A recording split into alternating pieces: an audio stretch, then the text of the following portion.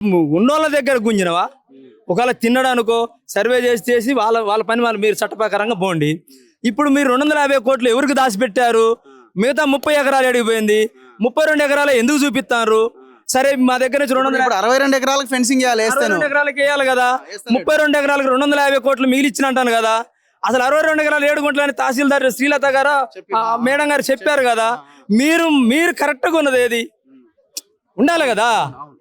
32 ఎకరాలే అని ఎందుకు చూపిస్తున్నారు?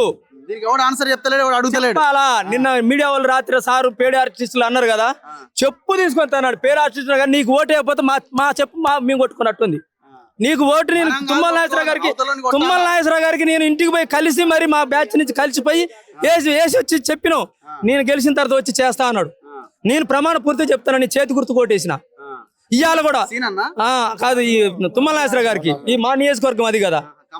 అయితే మా 60 డివిజన్లు ఉన్నాయి కదా, 60 డివిజన్లలో కూడా మేము అందరం అనుకొని ఈ యూసీఆర్ ఎమ్మెల్యే పార్టీ నుంచి నిలబెట్టా కూడా 219 ఓట్లు వాళ్ళకు పడితే మిగతా ఓట్లని కాంగ్రెస్కి వేసినాం. వీళ్ళు వచ్చి గొడవ పోరాడేది మేము ఓట్లేసేది వాళ్ళకనంటే మీరు ఎంత చేసినా అయ్యేటట్లేదు, అధికార పార్టీ వస్తే చేస్తుందని చెప్పి అనేది ఇది చేసినాం. మా దగ్గర ఫోటోలు ఉన్నాయి, మీతో దిగినాయి కానీ